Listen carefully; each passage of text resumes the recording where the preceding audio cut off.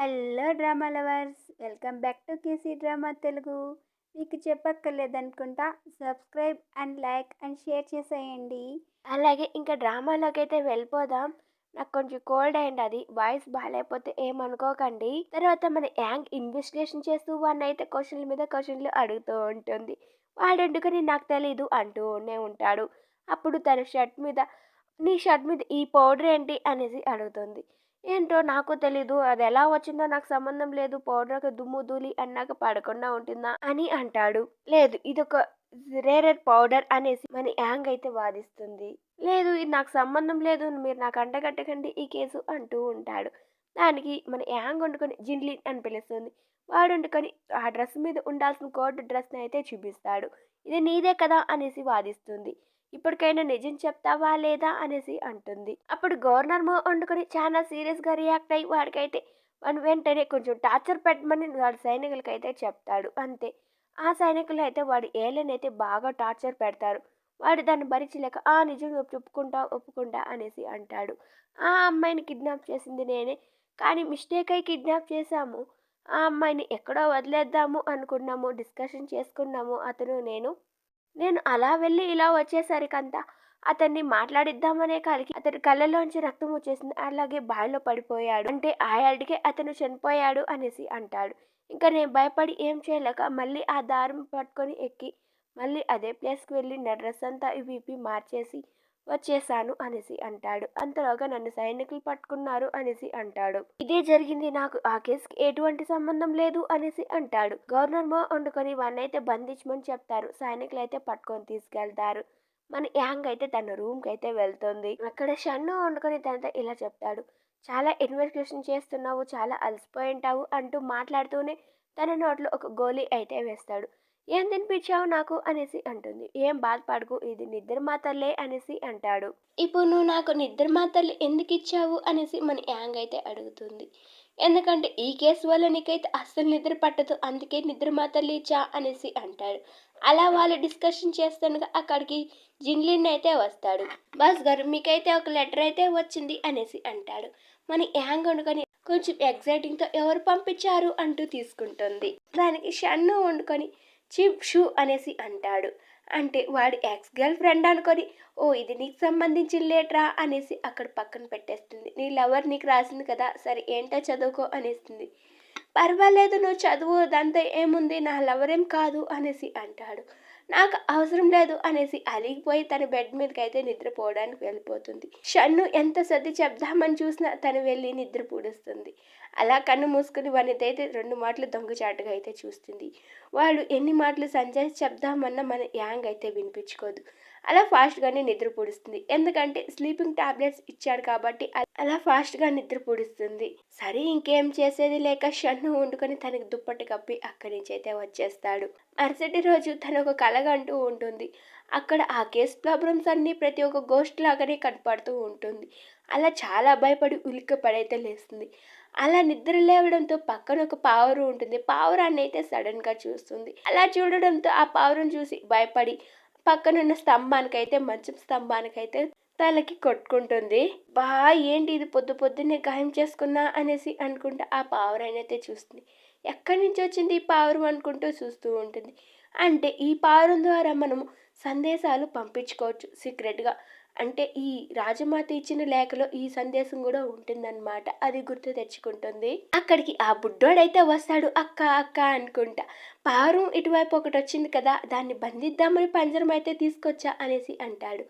ఏంటి ఇది నీకేమైనా సంబంధం అనేసి అంటే, లేదక్క పావురం రావడం నేను చూసా అనేసి, అందుకే పంజరం తెచ్చా అనేసి అంటాడు. మన యాంగ్ కాసేపు షాక్ అవుతుంది. ఎందుకంటే వీడు కూడా ఏమన్నా సీక్రెట్గా పనిచేస్తున్నాడేమో అని డౌట్ వచ్చేస్తుంది మన యాంగ్కి అయితే. తర్వాత వాళ్ళు కాసేపు అలా డిస్కషన్ చేస్తుండగా మన యాంగ్ అయితే ఒక ప్లేస్కి అయితే వెళ్తుంది. అక్కడ రోజ్ పూలు చూసి ఒక తరహా ఫీల్ అవుతుంది. అక్కడికి సడన్ గా షన్ను అయితే వస్తాడు. షన్ను రావడంతో మన యాంగ్ వెళ్ళి దాంకుంటుంది. షన్ను అక్కడికి వచ్చి ఆ రోజ్ ఫ్లవర్ చూసి చాలా ఫీల్ అవుతాడు. అదంతా మన యాంగ్ దొంగచాటుగా అయితే చూస్తూ ఉంటుంది. తర్వాత గవర్నర్ మో దగ్గరికి అయితే షన్ను వెళ్తాడు. గవర్నర్ మోకి అలాగే షన్నుకి ఒక రిలేషన్షిప్ అయితే ఉంటుంది కదా. మన షన్ను వండుకొని గవర్నర్ మోని అయితే సీనియర్ బ్రదర్ అని అయితే పిలుస్తూ ఉంటాడు. అంటే షన్ను చిన్నప్పటి నుంచి అతనితో రిలేషన్ ఉంటుందన్నమాట. షన్నుకి చిన్నప్పుడు గవర్నర్ మో అయితే సపోర్టింగ్గా ఉండేవాడనమాట.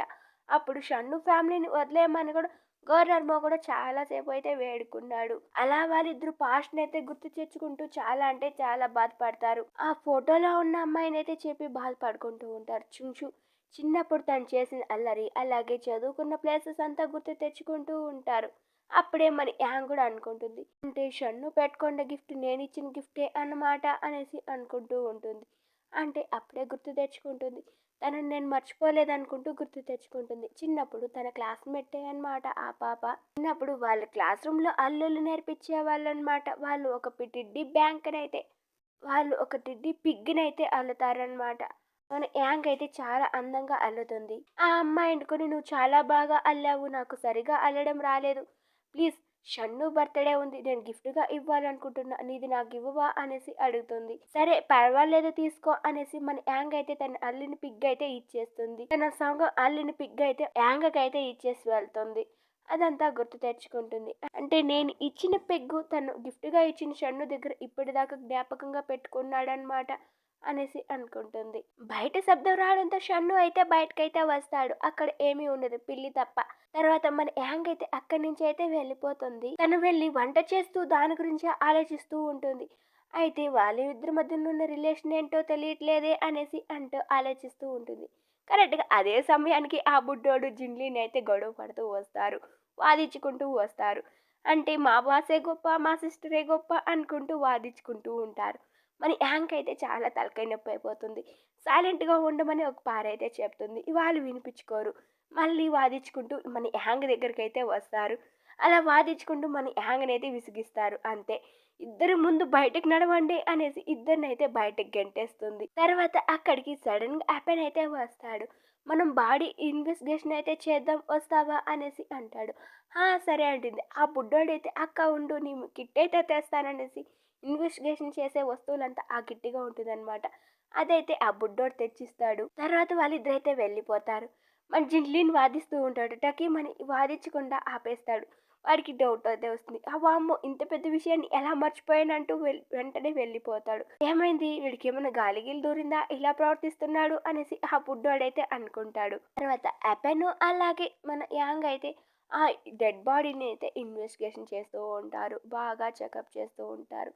అంటే ఇప్పుడు చికెన్ బాడీ, ముందు చికెన్ బాడీకి రెండింటి మధ్య ఏమన్నా తేడాలు ఉన్నాయా లేదా అంటూ కనిపెడుతూ ఉంటారు. అప్పుడు ఎపెన్ వండుకొని తన ఫేస్ని అయితే గమనిస్తాడు. తన ఫేస్లో గాయం చూసి ఏమైతుందబ్బా అనేసి మనసులో అనుకుంటూ ఉంటాడు.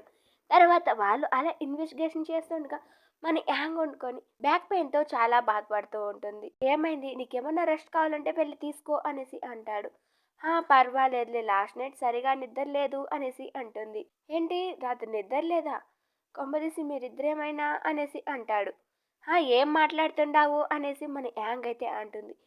ఏం లేదు అనేసి అంటాడు. తర్వాత యాపెన్ ఇలా మనసులో అనుకుంటాడు, ఏమన్నా వీళ్ళిద్దరు కొంపదీసి గొడవ పడ్డారా, వాడేమన్నా తినేమన్నా కొట్టేశాడా అనేసి అనుకుంటూ ఉంటాడు. అలా వాళ్ళిద్దరు డిస్కషన్ చేసుకొని ఇన్వెస్టిగేషన్ చేస్తుండగా మన జిన్లీన్ అయితే వస్తాడు. అక్కడ డెడ్ బాడీ స్మెల్ పడదు, కానీ వాళ్ళిద్దరి మధ్య గ్యాప్ ఉండాలని మన జిన్లీన్ అయితే ఎప్పుడు వాళ్ళిద్దరి మధ్య అయితే నిలబడుతూ ఉంటాడు. అంటే వాడు అంత సడన్గా పరిగెత్తుకొని వచ్చింది వాళ్ళ మేడం కోసం, కాపలా ఉండడం కోసం అన్నమాట. అలా బాడీని అయితే ఇన్వెస్టిగేషన్ చేస్తుండగా బాడీ మీద అయితే కొన్ని హింట్ ధర రాసుంటుంది అనమాట. అదే సేమ్ ఇంకో బాడీ మీద కూడా చెక్ చేసి చూస్తారు. కొన్ని ప్లేసెస్ అక్కడ కూడా ఒక హింట్ మార్ రాసి ఉంటుంది. దీనికి మీనింగ్ ఏమైందబ్బా అనేసి వీళ్ళిద్దరూ ఆలోచిస్తూ ఉంటారు. ఇలా ఆలోచిస్తుండగా ఇక్కడితో ఎపిసోడ్ 24 అయితే కంప్లీట్ అవుతుంది. ఎపిసోడ్ ఎలా అనిపించిందో ప్లీజ్ కామెంట్ చేసేయండి. అలాగే నా ఎక్స్ప్లెయిన్ ఎలా అనిపించిందో ప్లీజ్ కామెంట్ చేసేయండి. మీకు మళ్ళీ చెప్పక్కర్లేదు అనుకుంటా. ప్లీజ్ సబ్స్క్రైబ్ చేసుకొని అలాగే లైక్ చేసి షేర్ చేసేయండి. ఈ వీడియోని మటుకు బ్యాడ్ కామెంట్స్ అయితే పెట్టకండి. నా వాయిస్ అంతగా బాగాలేదు, నాకు కోల్డ్ అయింది, అది మళ్ళీ చెప్తున్నాను. Okay, bye.